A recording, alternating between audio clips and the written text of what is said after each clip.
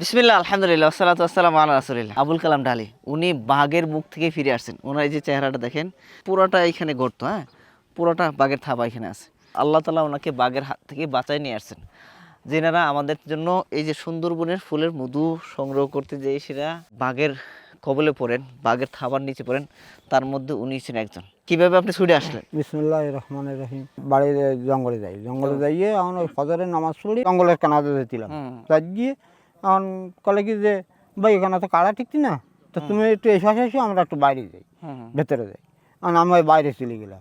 বাইরে চলে যাওয়ার পরে এখন ওই কিরম যেন একটা শব্দ হলো পছন্দ দিকতে, একটা শব্দ হলো যেন শব্দ আসছে। এখন পছন্দ দিকতে তাকাই দেখি যে বাঘ আসছে দৌড়ি। আর আমি ওই একটা হাঁক পেরিলাম, এই বাঘ আসছে আমার এদিকে আগুই যাবে আসতে হয়। আর ওরা ওই হাঁকাহাঁকি করতে করতে আসলে তিনটে ছেলেবেলি। আপনি তিন ছেলেমেয়ের সামনেই বাঘে থাবা মারছে? হ্যাঁ, ওই যে ওরা আসি পারিনি, ধরেন ওই কেড়ে গাছটা যাচ্ছে, ওরা হাঁকাহাঁকি করতে করতে আসছে। ওরই মধ্যে ওই মাথায় এইখানে ধরেছে, ধরে চারখান মাঝখানে নিয়েছি। তারপরে তিনবার কামড় দিচ্ছে, আর বড়ো গাছের সাথে এরম বাড়ি দিয়েছে। একবার কামড় দিচ্ছে, এরম বাড়ি দিয়েছে, তিনবার কামড় দিচ্ছে, আর তিনবার এরম বাড়ি দিয়েছে। বাড়ি দেওয়ার পরে আমি বললাম কি, আমি রোজা ব্যক্তি, আমার ক্ষতি করতিস কেন?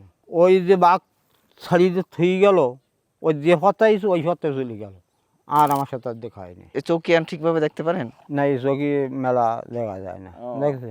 মুখটা তো পুরো বাঁকা হয়ে গেছে না? মুখটা বাঁকা। এই হাতেও তো মনে হয় পুরো শক্তি এই করতে পারেন। হাত কান এরকম ফাঁক। সো আমরা যে বলি যে এই যে সুন্দরবনের মধুটা তারা বাঘের হাত থেকে নিয়ে আসে। বাঘের সাথে এক প্রকার জীবনের ঝুঁকি নিয়ে মধু সংগ্রহ করে সারা বছর এটাতে চলবেন, এইটার জন্যই তো আশায় থাকেন না। আর জীবনের ঝুঁকি নিয়ে তারা কিন্তু জঙ্গলে যায়, এই মধু সংগ্রহ করে নিয়ে আসে। জঙ্গলের মধ্যেটা কিন্তু 80টা রোগের উপকার করবে, কিন্তু ক্ষতি করবে না। 80টা রোগের উপকার করবে, কিন্তু কোনো ক্ষতি করবে না। চিন্তা করেন, জঙ্গলের মধু এত উপকার। সুন্দরবনের মধুটা আমাদের বাংলাদেশের একটা সম্পদ, এটাকে আমরা ধরে রাখবো ইনশাল্লাহ।